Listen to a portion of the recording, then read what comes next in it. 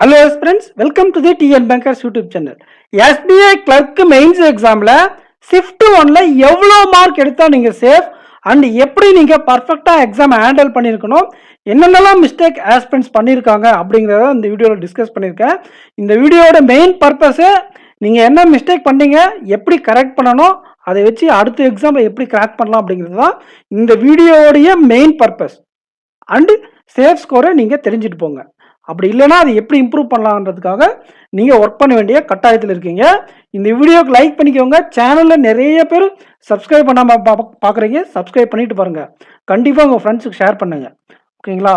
Difficult லெவலை பொறுத்தவரை 3 செக்ஷனும் ஈஸியாக இருந்துச்சு. English, general awareness, quantity aptitude. Moderate தான் இந்த மெயின்ஸை பொறுத்தவரை ஈஸி. ஓகேங்களா? ரீசனிங் எபிலிட்டி மட்டும்தான் உங்களுக்கு லைட்டாக கொஞ்சம் மாடரேட் டு டிஃபிகல்ட்டாக இருந்துச்சு. ஓகே, ஜிகே செக்ஷன் எனக்கு கஷ்டமாக ஃபீல் ஆச்சுன்னு சில பேர் சொல்கிறீங்க. இதோ பாருங்கள், இது அஃபேர்ஸ் கிளவுடில் என்னென்ன கொஷின் கேட்டுருந்தாங்களோட கலெக்ஷன். 48 கொஷின் நாங்கள் கலெக்ட் பண்ணதில் 41 கொஷின் நம்ம வெப்சைட்லேருந்தே வந்திருக்கு. ஓகேங்களா? அதில் 38 கொஷின் கரண்ட் அஃபேர்ஸ், மீதி எல்லாம் ஸ்டாட்டிக். நீங்கள் டெய்லி வந்து குவிஸை மட்டும் போட்டிருந்தாலே 31 கொஷின் கவர் ஆகிருக்கும். புரிஞ்சுதுங்களா? இந்த 31 கொஸ்டின்ல நீங்க ஒரு 15லேருந்து ஒரு 18 மார்க் எடுத்திருந்தாலே எவ்வளோ பெரிய அட்டெம்ப்ட் அது. ஓகேங்களா? ஹேண்ட் ரிட்டன் நோட்ஸ்ன்னு சொல்லுவோம் இல்லையா, மேலோட்டமாக படிக்கிறது, அதுலேருந்தே உங்களுக்கு 17 கொஸ்டின் கவர் ஆயிருக்கு. அதோட சேர்ந்து நீங்கள் அதில் டீட்டெயிலாக படிச்சிருந்தா கண்டிப்பாக உங்களால் ஒரு 20 மார்க் மேலே எடுத்திருக்க முடியும். நம்ம சொன்னும் போது யாரும் நம்பவே இல்லை. இது வந்து ஒர்க் அவுட் ஆகுமா, இவ்வளோ கொஸ்டின்ஸ் கவர் ஆகுமான்ட்டு நிறைய பேர் டவுட் பட்டிருந்தீங்க. வித் ப்ரூஃபோட கொடுத்துருக்கோம், என்னென்ன டேட்டில் என்னென்ன கொஸ்டின் கேட்டிருந்தாங்கன்ட்டு போய் பார்த்துக்கோங்க. அண்டு நீங்கள் அஃபேர்ஸ் க்ளவுடில் எனி பேக்கேஜ் வேணும் அப்படின்னா இந்த AK10 அப்படிங்கிற கூப்பன் கோடை வச்சு நீங்கள் பர்ச்சேஸ் பண்ணிக்கோங்க. உங்களுக்கு டிஸ்கவுண்ட் கிடைக்கும். அதோடு சேர்ந்து அதில் ஒரு கோல்டு காயின் இருக்கும், அதையும் அப்ளை பண்ணிக்கோங்க. அஃபேர்ஸ் க்ளவுடில் டெய்லி ப்ரிப்பேர் பண்ணுங்கள். கண்டிப்பாக உங்களுக்கு நல்ல ரிசல்ட் அடுத்த எக்ஸாம்ஸில் கிடைக்கும். ஓகே, ஃபர்தராக அடுத்த செக்ஷன் போகலாம். ஆப்டிடியூடில் வந்து பார்த்தீங்கன்னா உங்களுக்கு எப்படி ப்ரிப்பேர் பண்ணியிருக்கணும் அப்படிங்கிறத ஃபஸ்ட்டு சொல்லிடுறேன். எப்படி அட்டன் பண்ணிக்கிறத ஃபஸ்ட்டு சொல்லிடுறேன். இந்த ஸ்பீட் மேக்ஸ் இருக்கு இல்லையா, அப்ராக்சிமேஷன், குவாட்ராட்டிக் ஈக்குவேஷன், இதில் இருந்து ஒரு குவாட்ராட்டிக் ஈக்குவேஷன் கஷ்டமாக இருந்துச்சு. அதேமாதிரி இந்த மாதிரி அப்ராக்சிமேஷன் இதில் இருந்தே நீங்கள் ஓரளவுக்கு ஒரு 7லேருந்து ஒரு 8 கொஸ்டின் அட்டன் பண்ணிக்கலாம் தாராளமாக. ஓகேங்களா? அதோடு சேர்ந்து நீங்கள் என்ன பண்ணியிருக்கணும், நம்பர் சீரீஸை கிராக் பண்ணியிருக்கணும். ரொம்ப ஈஸியாக தான் இருந்துச்சு ஆஸ்பிரண்ட்ஸ் நம்பர் சீரீஸ்.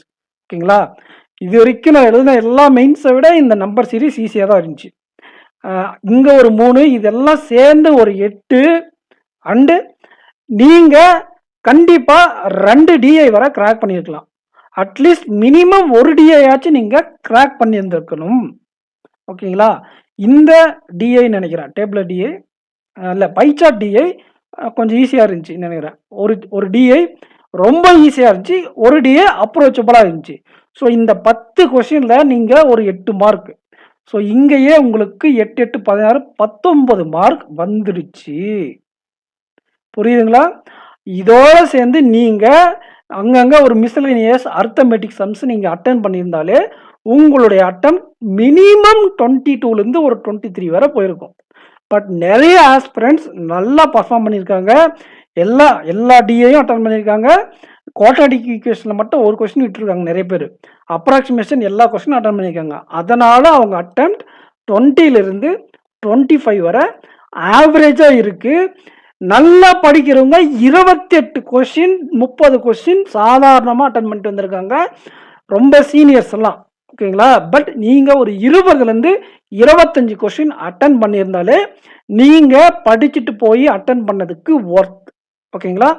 அடுத்த செக்ஷன் போகலாம். இதை இப்படி தான் நீங்கள் ஹேண்டில் பண்ணிக்கணும். இந்த ஸ்பீட் மேக்ஸை நான் சொல்லிகிட்டே இருந்தேன், 10 கொஸ்டின் கவர் பண்ணுவாங்க இந்த 3 டாப்பிக்ல இருந்துட்டு லாஸ்ட் மினிட் டிப்ஸில் சொன்னேன், ஸ்ட்ராட்டஜி வீடியோவில் சொன்னேன்.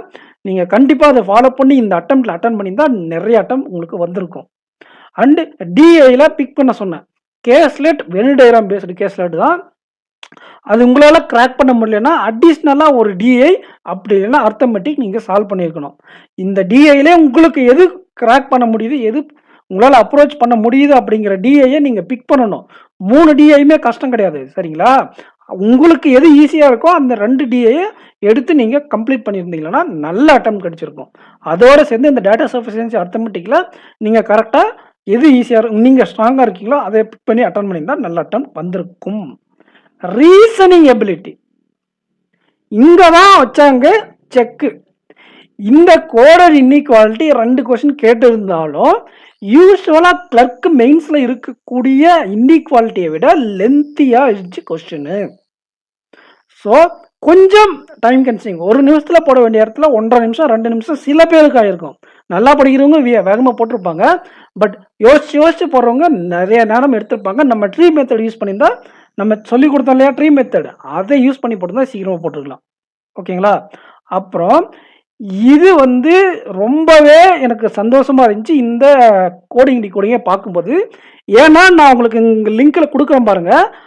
எக்ஸாக்டாக அதே மெத்தடில் அப்ரோச் பண்ணால் டக்குன்னு நம்ம எடுத்துடலாம். 3 சென்டென்ஸ் அது மாதிரி ஒரு 3 வேர்டு வச்சு ஒரு 4-5 சென்டென்ஸ் இருக்கும். இங்கே ஒரு கோடு இருக்கும், ஒரு சிம்பிள், ஓகேங்களா, ஒரு நம்பரு, இன்னொரு சிம்பிள். நான் என்ன சொன்னேன், ஏதாச்சும் ஒரு இடத்துல ஒரு சிம்பிள் மட்டும் இருக்கும், மீதி எல்லா சிம்பிளும் சேமாக இருக்குன்னு சொன்னிருந்தேன் இல்லையா? 2வது ஸ்டேட்மெண்ட்லேயோ 3வது ஸ்டேட்மெண்ட்லேயோ சிம்பிள் எல்லாமே சேமாக இருந்துச்சு. ஒரே ஒரு இடத்துல மட்டும் உங்களுக்கு ஸ்டாரோ கொஸ்டின் மார்க்கோ இருந்துச்சு. ஓகேங்களா? அது என்ன அப்படின்னா வேர்டு எண்டில் வவ்வல்.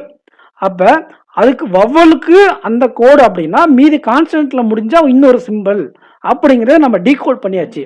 அப்போ அதை வச்சு நம்ம ட்ராக் பண்ணி மற்ற எல்லா டீகோடிங்கும் போகிற மாதிரி இருந்துச்சு. நம்ம பார்ட் 1, பார்ட் 2, பார்ட் 3ன்னு 3 வீடியோ கொடுத்துருந்தோம்.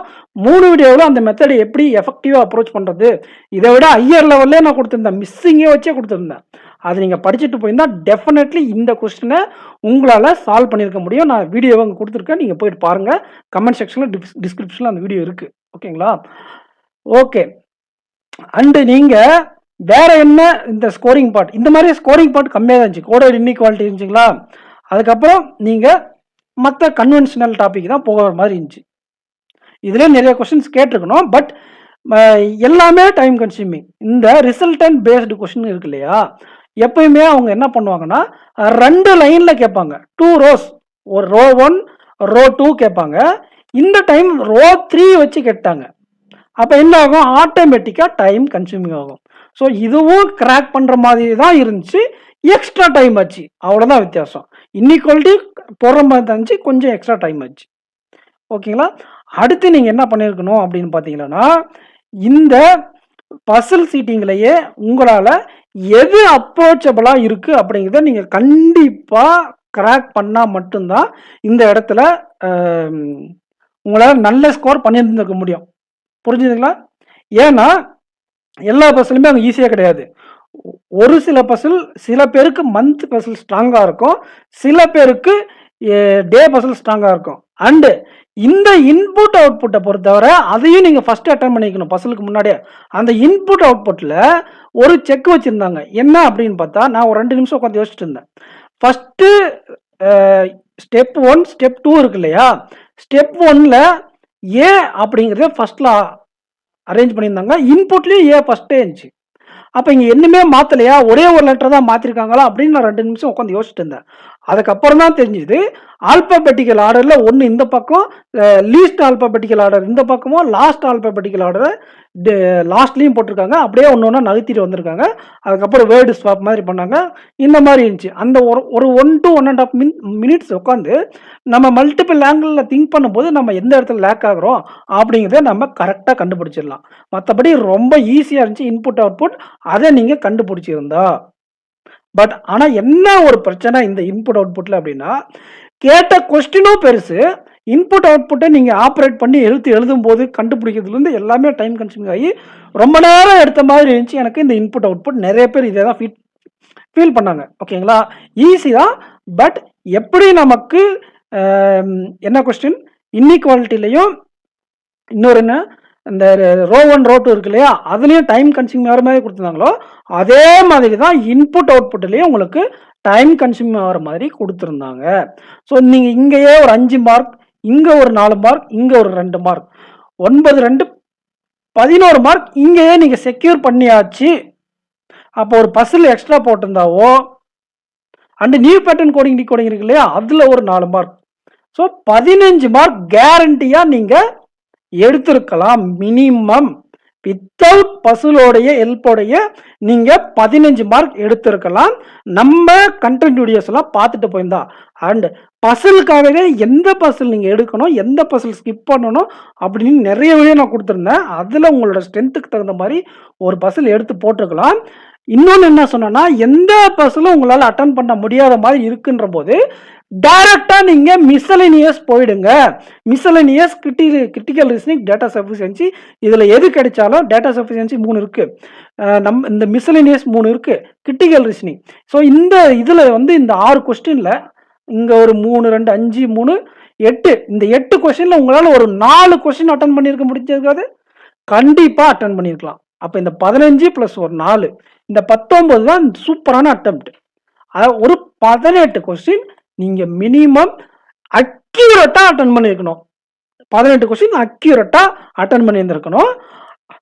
மீறி உங்களுக்கு டைம் இருந்துச்சு அப்படின்னா நீங்கள் இந்த கிரிட்டிக்கல் ரீசனிங்கை கடைசியில் அப்ரோச் பண்ணியிருக்கலாம். ஒரு 4 நிமிஷத்தில், ஒரு 3 நிமிஷத்தில் ரஷ் பண்ணி டக்குன்னு நம்ம அட்டன் பண்ண இந்த கிரிட்டிக்கல் ரீசனிங்கை ப்ராக்டிஸ் பண்ணியிருந்தா யூஸ் பண்ணியிருக்கலாம். நான் எக்ஸாக்டாக இந்த 18 கொஸ்டின் அட்டன் பண்ணிவிட்டு கிரிட்டிக்கல் ரீசனிங் நான் அட்டன் பண்ணேன். புரிஞ்சுங்களா? ஏன்னா பசில் ஐ ஃபெல்ட் கஷ்டமாக இருக்கும். ஒருவேளை உட்காந்தா எனக்கு ஃபுல்லாக போயிடும் அப்படிங்கிற ஒரு ஃபீல் வந்ததுனால நான் இதெல்லாம் அட்டன் பண்ணிட்டு இந்த மிஸ்சலேனியஸ் கொஸ்டின் அட்டன் பண்ணிட்டு டக்குன்னு கிரிட்டிக்கல் ரீசனிங்கில் ஒரு 4 கொஸ்டின் போட்டால் அட்டெம்ப்ட் 22 கிட்ட வந்துருச்சு. ஓகேங்களா? ஓகே, இதுதான் உங்களுக்கு பர்ஃபெக்டான approach for reasoning ability. First இந்த code inequality, new pattern coding decoding, machine input output, result and row, இந்த 4 டாப்பிக்கும் நீங்கள் அட்டன் பண்ணி 15 மார்க் எடுத்து பாக்கெட்டில் வச்சுக்கிட்டு மிஸ்சலேனியஸ் கொஸ்டின் அட்டன் பண்ணலாமா இல்லை பசில் அட்டன் பண்ணலாமான்னு டிசைட் பண்ணி அதை பர்ஃபெக்டாக சூஸ் பண்ணி கடைசியில் கிரிட்டிக்கல் ரீசனிங் வச்சு முடித்தா மட்டும்தான் இந்த பேப்பரில் ரீசனிங் எபிலிட்டி நீங்கள் ஈஸின்னு சொல்ல முடியும். இதை பண்ணாதவங்க இதை கஷ்டம்னு சொல்கிறாங்க. ஓகேங்களா? யாரெல்லாம் பசில் எடுத்தாங்களோ அவங்களோட அட்டன் 12, 13, 12 தான் இருக்கும், 15, 12 இருக்கும். பஸ்ஸில் நீங்கள் எடுத்து கிராக் பண்ணியிருந்தா உங்களோட அட்டம் 20 இருக்கும். இதுதான் வித்தியாசம்.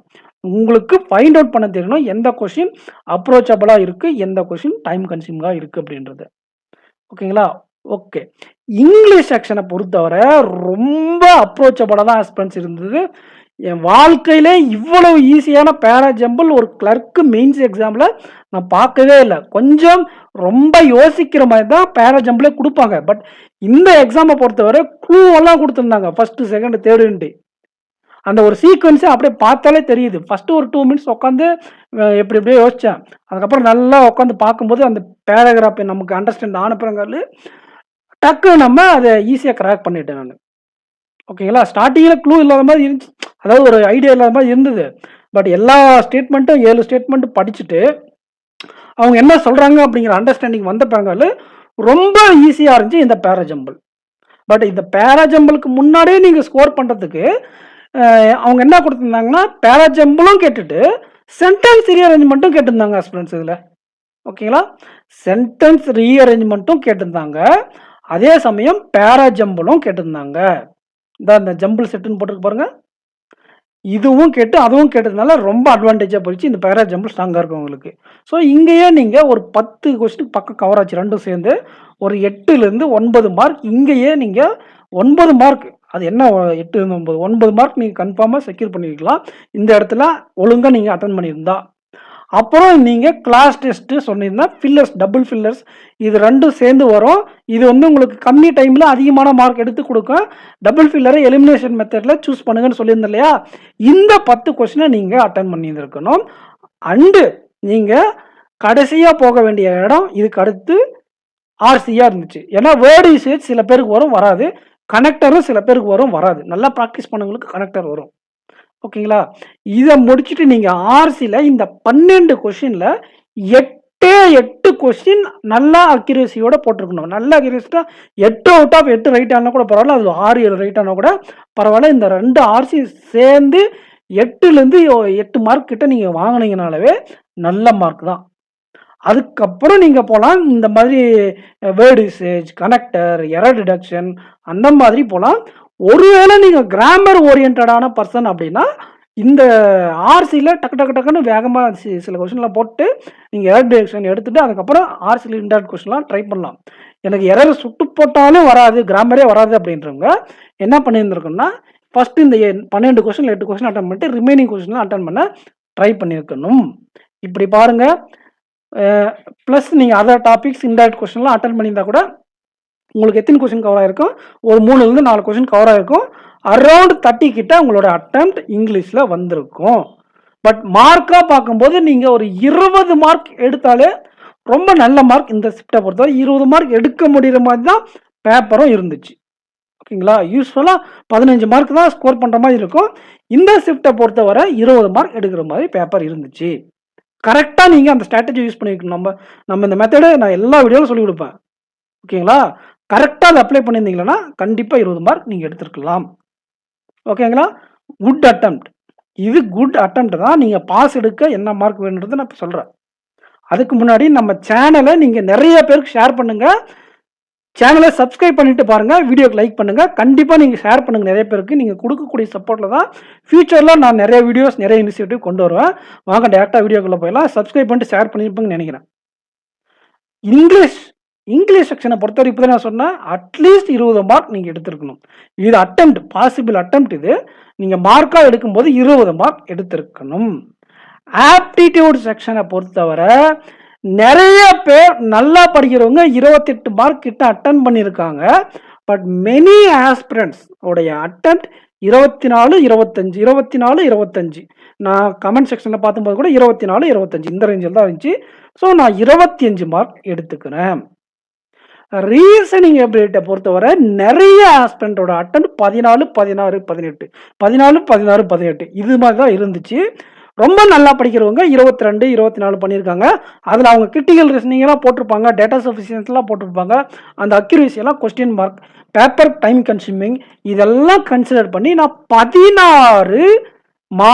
16 கொஸ்டினை குட் அட்டெம்ப்டாக எடுத்துக்கிறேன். ஒரு கொஸ்டினுக்கு 1.2 மார்க்கு.